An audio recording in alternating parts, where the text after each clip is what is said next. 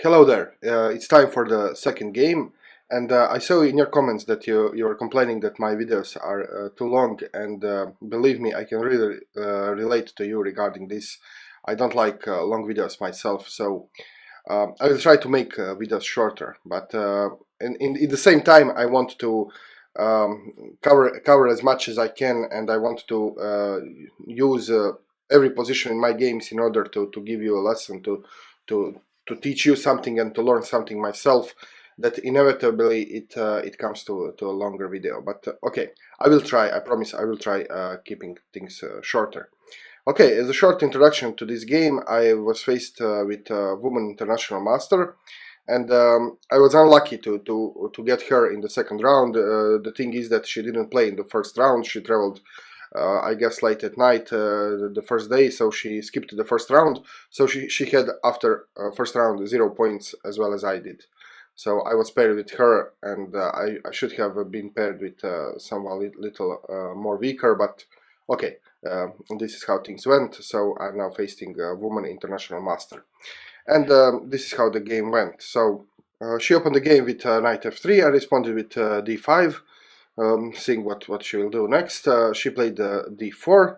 I was flexible, so I was just playing the natural developing move, waiting for c. What does she want to do? Does she want to play London? Does she want to play Queen's Gambit decline? I mean, everything is open at this point. So I played knight to f6, and she played c4. I was thinking, okay, great, Queen's Gambit. I will just play Queen's Gambit declined. So I played e6, and at my surprise, she played g3.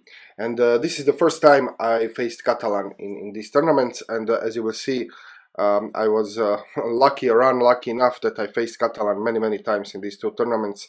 So in 17 games I faced Catalan as black 5 times. So almost every time I was black, my opponents played Catalan against me, which is good on one hand because now I know how to play Catalan.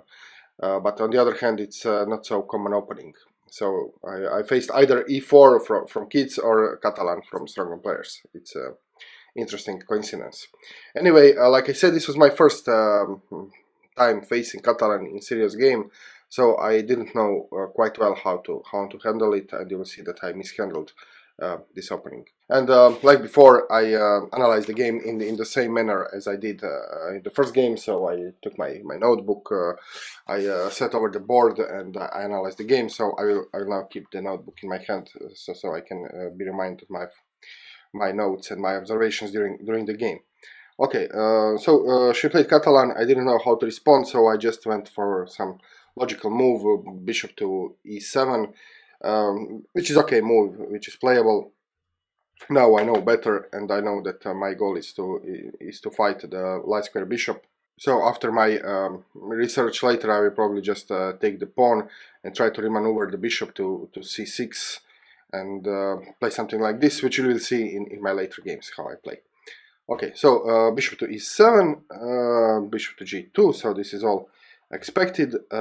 Castles, and well, now this is first moment of decision. So what to do? I just went for knight to d7, and this knight to d7 is I guess this is playable because it prepares c5, and c5 is a goal when you're playing queen's pawn openings. But yeah, but it does create some other problems to my light square bishop, so it's not so clear how to develop the light square bishop with this knight here. So it's, I mean, it's playable move, but I don't think it's the best move. Queen to c2, and now I made a mistake, which I cannot attribute to openings. So I said this many times, and I keep repeating: don't blame the openings for your stupid mistakes. And if you don't know how to play chess, and then say it's opening's fault, and if you have only learned so and so much theory, you wouldn't make this mistake. No. So this is typical example of stupid move, which is a result of misunderstanding and bad chess. Let's just say it's just a result of bad chess. So I played b6, hoping to get my bishop developed somehow, maybe with the support of rook to b8 and somehow counter this long diagonal. But what do you do in chess when you play a pawn move? So every time you play a pawn move, you create weaknesses or holes. They are called sometimes holes. So you create some holes in your position. So by playing b6, I created two holes. A hole is a square which cannot be defended by the pawn anymore. So I created two holes, and this hole is particularly important because he can very easily exploit this hole. So or she rather. So if she plays knight to e5, she's immediately attacking the hole, and also she can just take can capture the pawn. She takes d5, and then the queen, her queen, is also controlling the c6 square. So by playing b6, I have weakened c6 square, and this is the problem. So my opponent played knight e5 immediately, so you can see that she's a strong player, and she saw. This is also how should you think when your opponent makes a pawn move. So b6, okay, what weakness does it create? It creates c6. How can I exploit c6? Knight e5. So this is logical move. And as soon as she played knight e5, I realized that I was stupid and I just created a hole. Okay, so bad chess here. Bishop to b7. Again, now I saw that this hole could be problematic, so I tried to somehow fix the hole. But it's still, I mean, it doesn't work because let me just turn off the page.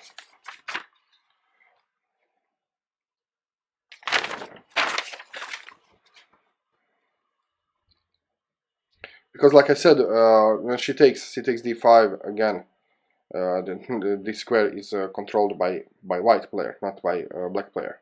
So this is a huge problem. So in my analysis afterwards, I came to conclusion that instead of playing bishop to b7, it would be better to take the knight. I mean, this is not ideal because well, I'm now forced to take the knight by playing b6, and this will get me in some strange position. So if she takes, I can play knight g4, attacking this pawn, and now she can respond either by protecting the pawn with bishop to f4, in which I can respond bishop to g5 and try to do something out of my position, or she can respond by f4, protecting the pawn, but okay, now I can maybe remaneuver my knight somewhere. So it's not ideal, but I think it was the best thing to do, just to eliminate this threat to c6. Okay, but I did play bishop to b7 here. And now there are some calculation issues. So she took c takes d4, so she's now controlling c6 3 times even. So even this pawn is participating in conquering my hole here. And now I made a calculation error. So I was thinking about what to do here, and I decided to take. So I could take the pawn, either by my pawn or by the knight or by the bishop. I think all these moves are fine. In my analysis, I thought somehow that taking with bishop is better because I'm challenging this bishop right away. But there are some tricks like knight to c6. Then when queen moves, he can just take the center with tempo. If I take, you can see that my c6 hole is terrible here. So this is one option to handle this. Another option is just to take with the knight. This is the best option according to the engine, and yeah, it looks really logical. But instead I made a calculation mistake. I was calculating all capturing sequences, and I decided to capture not the pawn, but to insert this in between move, kind of, and capture with the knight. And I was thinking that I was calculating the responses, so there are two possible responses. One is d takes e5, and another one is to push this pawn on d6. And the first variation, so if she takes d takes e5, attacking my knight, I can just put the knight here, taking back the pawn, and I'm fine. So this is what I was calculating. I was also thinking, before I captured, I was thinking about d6, and this leads to a very long variation, capturing variation, which I miscalculated. So I was thinking that if she plays d6, that I will be fine, or even in some sub-variations a pawn up or even a piece up. So in my miscalculations, this d6 move didn't work. But unfortunately it does work. So this is what happened. So knight takes e5. She played d6. Now pretty much everything is forced. You can see that by playing e6 she's attacking both of my bishops.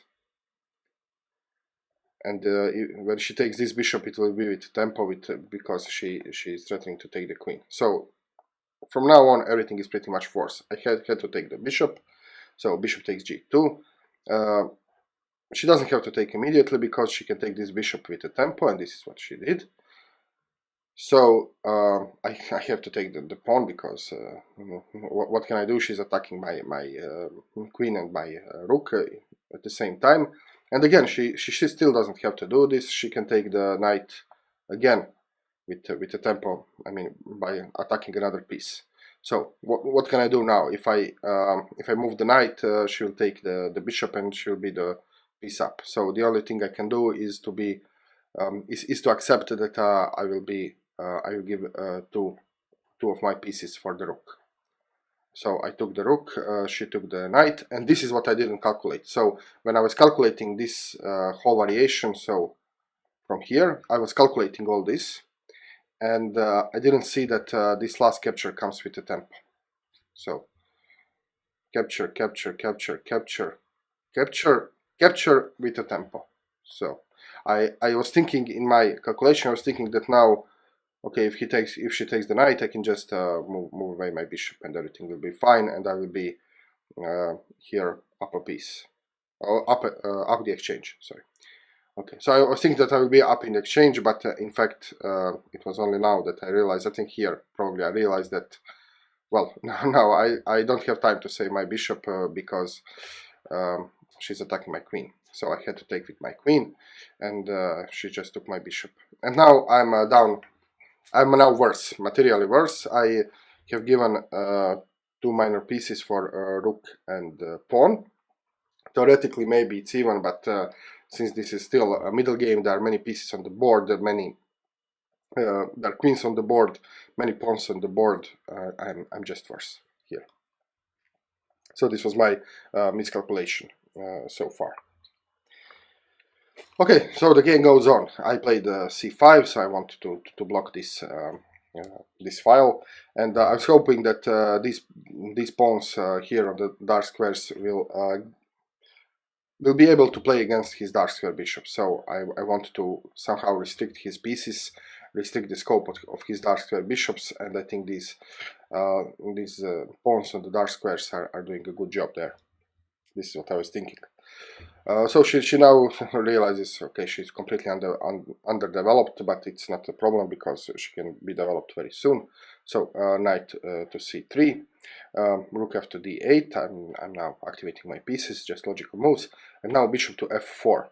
She's activating her bishop, and this is a big mistake which I made. And this is I played e5 here. So I was thinking, okay, great, I will play e5, and then she has to move the bishop away, then I can put the queen here and control this b5 square for his knight, and I thought that I will have everything under control. But again, like before, when I played b6, I should have asked myself which holes, which weaknesses do I create. So every time you move the pawn, you create a weakness. You leave behind some weak square. So by playing e5, I'm leaving behind d5 square, and this d5 square is ideal for the knight. And I didn't see this in the game. So I think here the best move would probably be, let's see in my notes, yeah, something else. So maybe something like rook to d7, just doubling up, or just putting putting the queen to e7, just trying to consolidate the dark squares. Something like this. So some of these moves maybe are better. Okay, but I played e5, she moved away the bishop, queen c6, and I thought, great, okay, now I'm controlling everything. But then she just played here.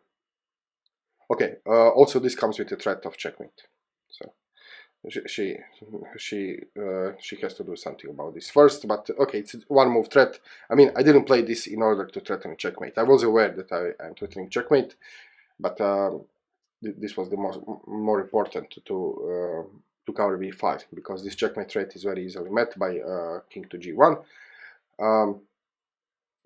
Rook to d7, so I just continued normally. I wanted to double up, and then she played e4, and it was only at this point when I realized that I made a huge mistake by playing e5, because now this knight has a great outpost, and this knight on d5 is I cannot kick it away.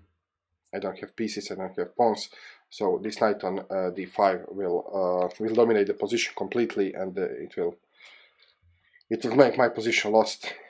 So I played rook a to d8, and she played the knight to d5.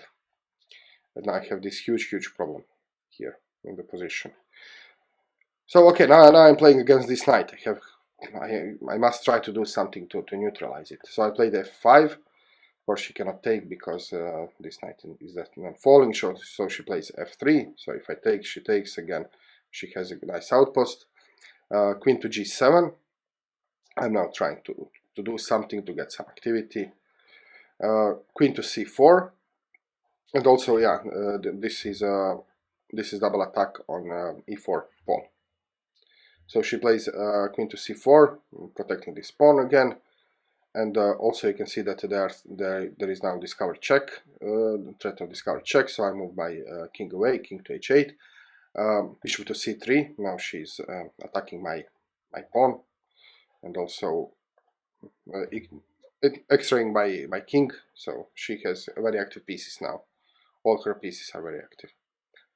F takes c4, f takes c4, and queen g4. So I'm still trying somehow to dislodge this knight. So you can see that now I'm threatening just to take the knight.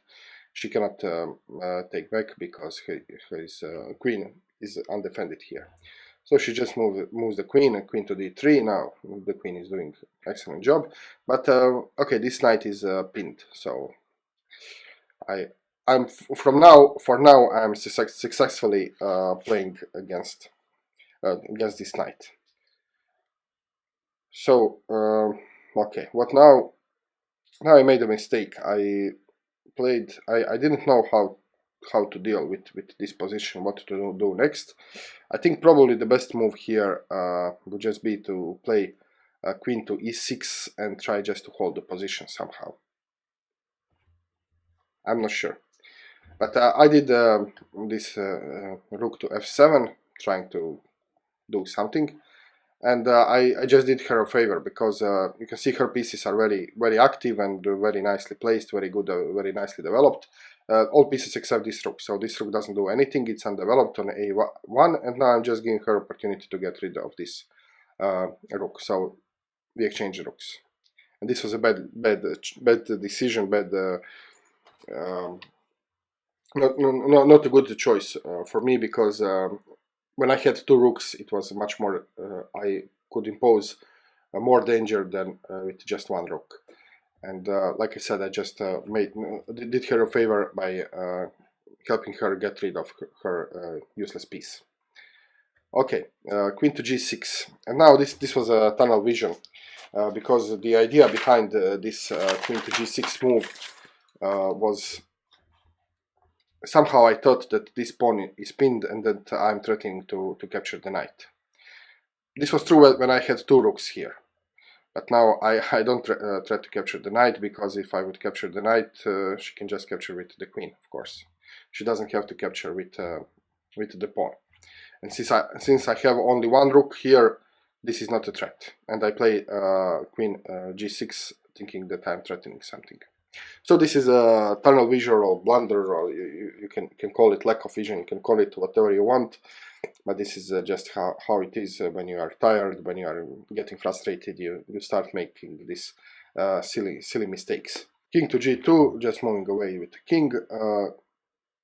Queen to d6 now. Okay, I realized, at first I was excited, I thought, oh, she blundered, I can just take the knight, but then I realized that she didn't blunder, but at the time just blind. So queen to d6, trying to hold the position, queen to f3, and now I didn't realize, I forgot that I have a weakness in my position. So e5 is a constant weakness in my position, so I should have thought that she will try to somehow play around this weakness.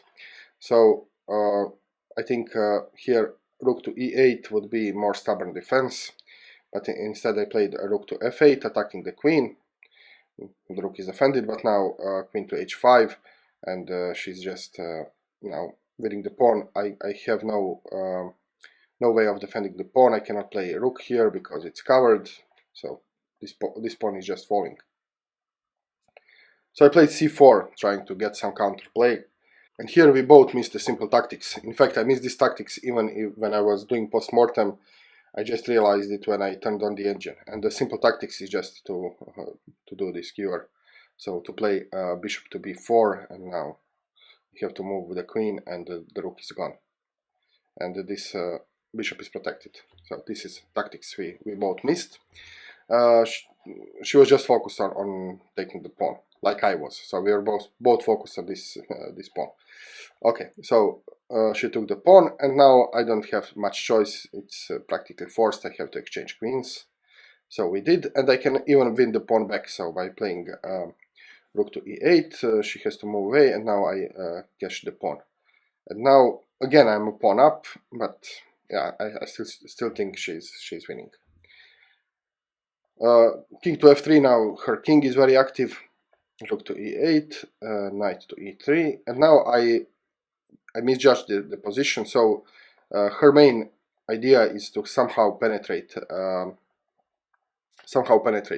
my king side with the king, and this rook should not allow this king to penetrate. And I wasn't so focused on this, so I played king to f8. I don't know why. Just some check, king to e4, and now I realized, okay, she wants to go here, so I put my rook back just to lock this passage here. Knight to f5, and now there is an interesting calculation going on. I want to share this. I mean, it was not completely accurate, but sometimes it's useful to calculate like this. So I was thinking, she's now attacking my pawn, which is defended once. And I was thinking, what if I play a rook to d8?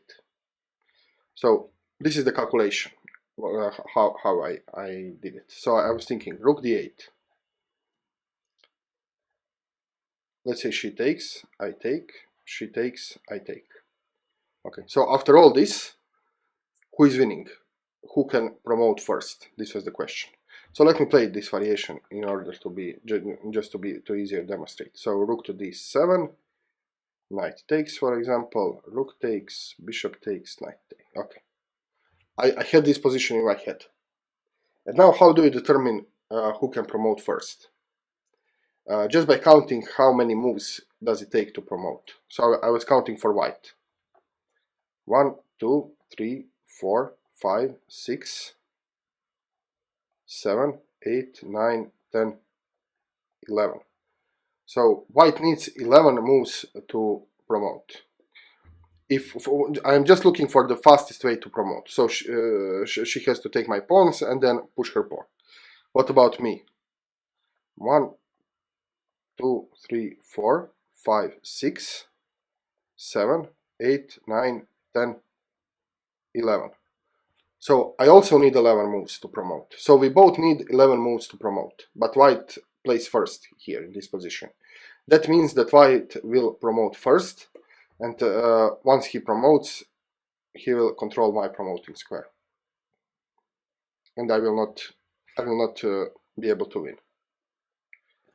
So this was my calculation. It's not completely accurate because after, for example, king to d4, I can try some tricks by pushing the pawns, and then if he goes with his king too far, I can then create maybe passed pawn here and somehow win. So it's much complicated. It's more complicated than that, but it's a good method that sometimes it works. So this is what I calculated. So let's now play this just to see. Okay, takes, pushing. So all this I have calculated, and then I saw that she'll make the queen, and now this is controlled. So this was my calculation, and this was my calculation. I saw this position.